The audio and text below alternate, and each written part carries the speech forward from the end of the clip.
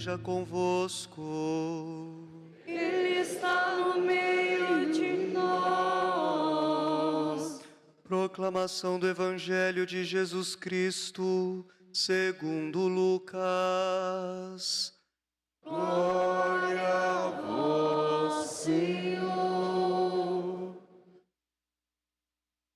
Naquele tempo, Jesus contou aos discípulos uma parábola para mostrar-lhes a necessidade de rezar sempre e nunca desistir, dizendo: numa cidade havia um juiz que não temia Deus e não respeitava homem algum.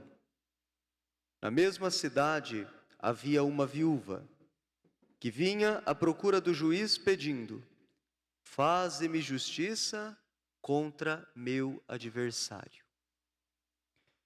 Durante muito tempo o juiz se recusou. Por fim ele pensou: eu não temo a Deus e não respeito homem algum. Mas esta viúva já está me aborrecendo.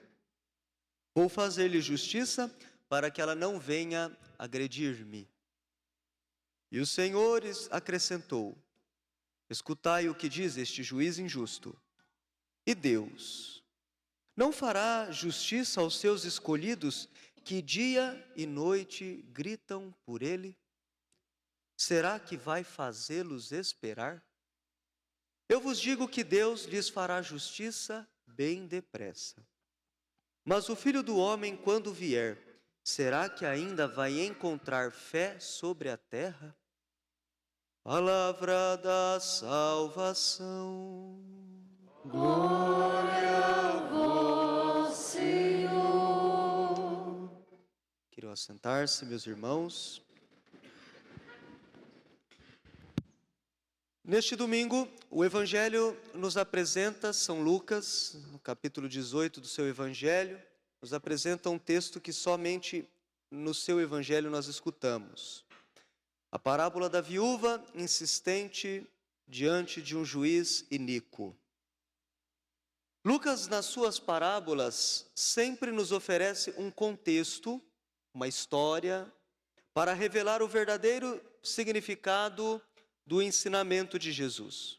E o próprio Lucas, no início do Evangelho, coloca qual o significado desta parábola. Qual é? Esta parábola foi escrita para que nós aprendamos a rezar sempre e não desistir nunca. Vamos dizer juntos então? O primeiro sentido da parábola é para que nós possamos rezar sempre. E o segundo, desistir nunca. São Lucas, portanto, já começa a parábola e dando a sua intenção a conhecer. E as imagens do Evangelho vão nos justificando o porquê precisamos rezar sempre e não desistir nunca. O evangelista descreve, portanto, este juiz arbitrário, injusto, que não respeitava a Deus e homem nenhum. Esse homem poderoso tem diante de si uma viúva, pedindo justiça contra o seu adversário. Aqui se revela um contraste. De um lado, o poder e a frieza. De outro, a fragilidade e a perseverança. Na Sagrada Escritura, as viúvas, os órfãos, os estrangeiros são frequentemente apresentados como figuras daqueles que Deus defende com especial ternura, justamente porque não tem quem os amparasse nesse mundo. Cito o exemplo da viúva, que é a imagem do Evangelho, que era uma mulher na sociedade judaica, companheira de um homem, propriedade de um homem. O homem era o detentor de direitos, de um status social. A defesa e a segurança da mulher estava naquele homem que a acompanhasse. Uma vez que não tivesse um homem por ela, era alguém entregue à sorte de si mesma. E Deus intervém como um amparo daqueles que são desamparados pelos homens, pelas leis, pelo mundo. O juiz, ao ignorá-la, manifesta a distância abissal entre o seu poder e a fraqueza daquela mulher. O Evangelho deixa muito claro que o juiz não tinha motivo nenhum para atendê-la, nenhum motivo religioso, porque Deus defende os pequenos, ele não temia Deus. Nenhum motivo social, ela não tinha nenhuma ascensão social que pudesse chegar àquele juiz. Normalmente, há um filósofo que diz assim que o homem é um animal que faz barganhas. Normalmente, nós estabelecemos relações de troca entre nós. Você pode me ajudar? Então, eu também posso te ajudar. Então, a gente se afina. Aquilo não acontecia no Evangelho. Porque aquela mulher não poderia favorecer aquele juiz de modo algum. Ela estava muito distante dele. A distância é abissal. A indiferença revela o desprezo por quem Deus preferiu. Contudo, para não ser importunado, e até parece que o juiz é um pouco obrigado, intimidado a atender, para que ela não me importune, para que ela não venha agredir-me. O texto original grego, ele usa uma palavra que, traduzida literalmente, significa para que ela não me dê um soco no olho. Veja, São Lucas brinca, porque ela é uma mulher frágil, mas não é uma mulher fraca. Essa é interessante a imagem que o evangelista utiliza. Dessa maneira, por não ser uma mulher fraca, o juiz cede e faz-lhe justiça. Esta expressão, por mais curiosa que pareça, revela algo belíssimo. A fortaleza espiritual da viúva deve ser a atitude espiritual da igreja. A igreja também é frágil, mas não pode ser fraca. Frágil por quê? Porque nós somos tocados pelos males que existem no mundo. Não estamos isentos de sofrer as consequências das coisas que existem por aí. Mas não podemos ser fracos. Não podemos ser fracos. A fortaleza espiritual não é, portanto, ausência de fragilidade, mas é a graça de permanecer firme, mesmo sendo frágil. Ao concluir a parábola, Jesus assegura que Deus fará justiça aos que clamam a Ele de dia e de noite, ainda que muitas vezes pareça demorar.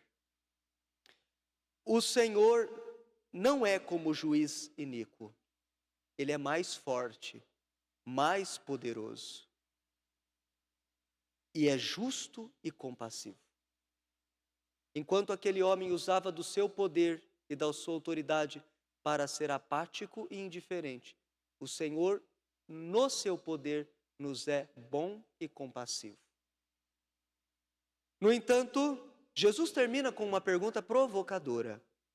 Quando o Filho do Homem vier, encontrará fé sobre a terra? Essa pergunta nos faz refletir sobre a nossa postura diante das injustiças e das friezas do mundo. Poderíamos olhar, esta viúva diante do juiz teria motivos para permanecer com a fé? Nós temos diante do que está frente aos nossos olhos acontecendo no mundo, temos motivações para permanecer com fé? Se a conclusão em relação àquela viúva foi sim, porque a perseverança lhe rendeu a resolução da sua situação. Também a nós o Evangelho estimula a dizer sim. Sim. O problema não está apenas no mal que existe, está no como reagimos diante dele. O verdadeiro juízo não é se no mundo há justiças e injustiças, maldades e crueldades, friezas e apatias. Não, isso existe. E pronto, assim é. O chamado mistério da iniquidade que São Paulo diz, que pode conduzir à apostasia. Ou seja, diante de tantas coisas ruins que nós não sabemos dizer o porquê, nós podemos ceder à falta de fé. Mas não é isso. A pergunta crucial é como nós reagimos diante disso. O cristão não pode desanimar e ceder. A primeira leitura deste domingo, que escutamos no livro do Êxodo, nos apresenta Moisés em oração, de braços erguidos durante a batalha contra os pagãos amalecitas. Enquanto ele mantém as mãos levantadas, diz o texto, o povo vence. Quando se cansa, Israel começa a perder. Por isso, ali, Arão e Hur o sustentam, seguram os braços de Moisés para que o povo possa vencer diante da sua oração que persevera.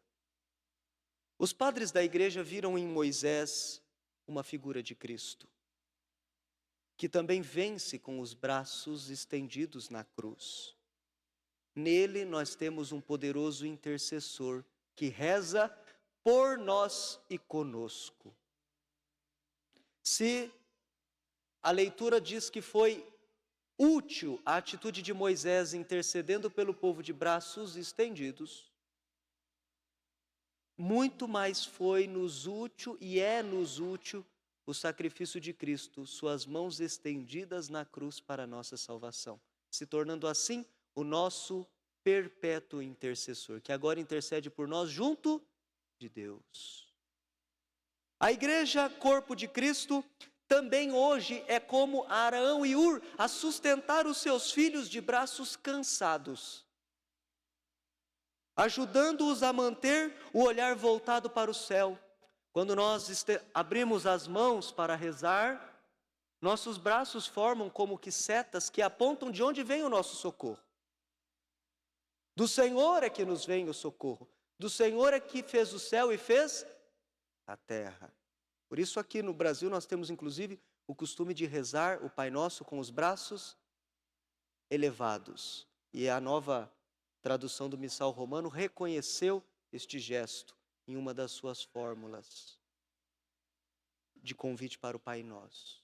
Significa copiar este gesto de intercessão eclesial, a igreja que intercede pelo mundo, que reza como Cristo em sua paixão e que reconhece de onde vem o seu socorro. Portanto, irmãos e irmãs, aprendamos com Lucas, com a viúva perseverante e com Moisés. A força do cristão está na oração perseverante, na fé que nunca desiste, na certeza que Deus escuta o clamor dos seus pequenos. Quem reza não está sozinho nunca, e quem persevera na fé, não obstante suas próprias fraquezas, obterá a vitória de Deus.